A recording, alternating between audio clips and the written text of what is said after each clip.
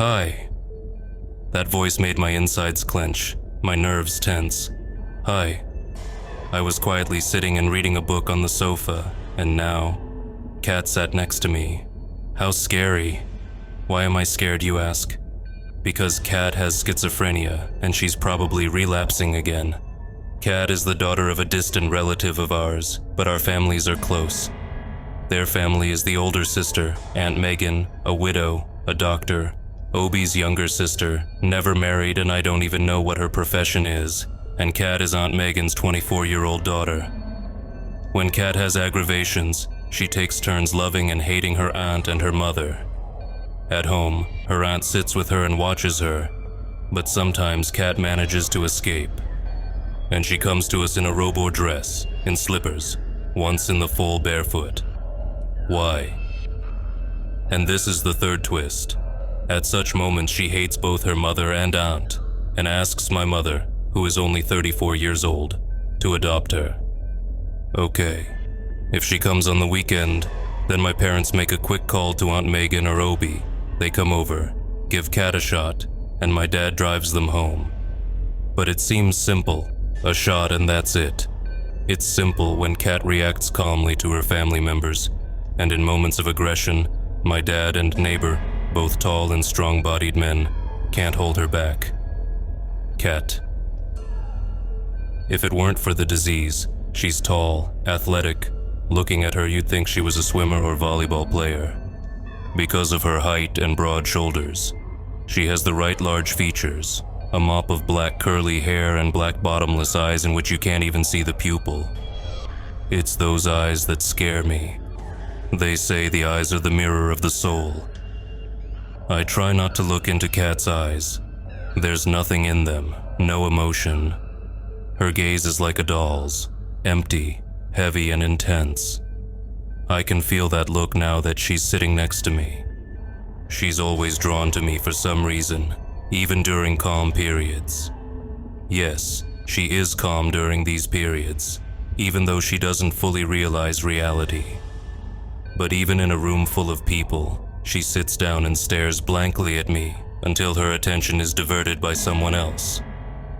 And it creeps me out.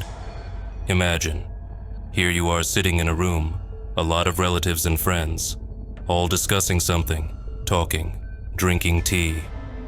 A tall girl walks in, black curly hair disheveled around her pale face, big black eyes like night. She sits down on an empty seat, just so that you are in her field of vision, and stares at you intently with an empty, absent gaze. Not moving, not reacting to anything around her, I think, not even blinking.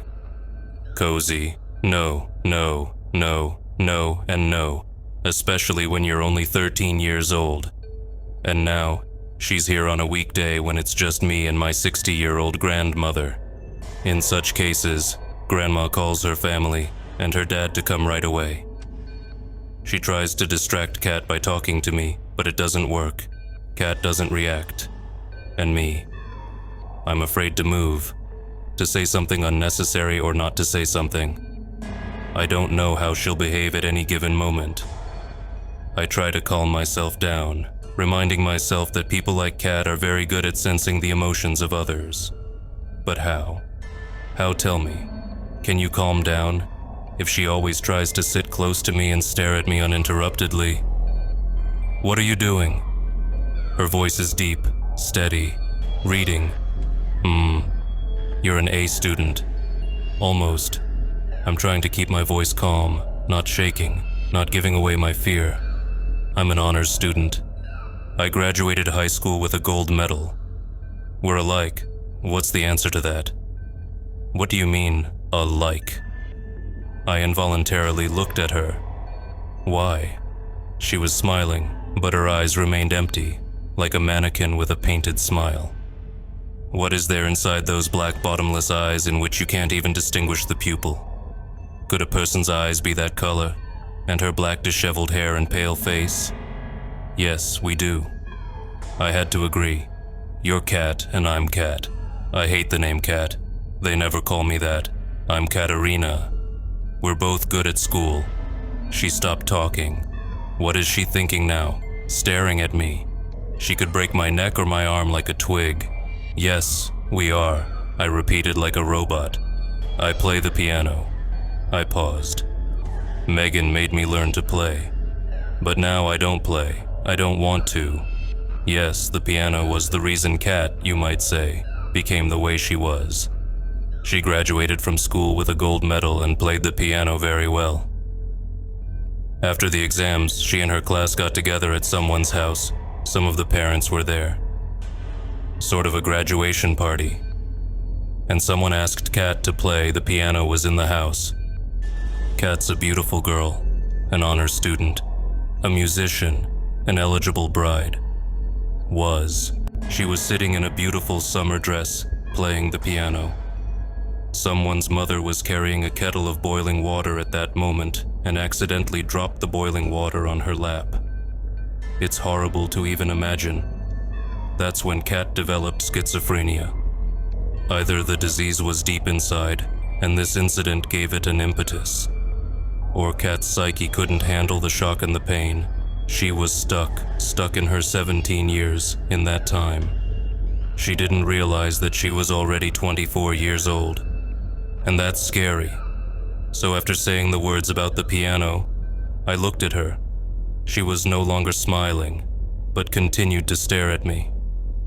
Grandma had left the room a long time ago, probably to call her family about Kat. Had she called? Will they be here soon? We look alike, Kat repeated, like sisters, only you're smaller. Kat put her hand on my arm, and my insides clenched, like you were stepping on a landmine, afraid to move. Or you're in front of a snake, a predator.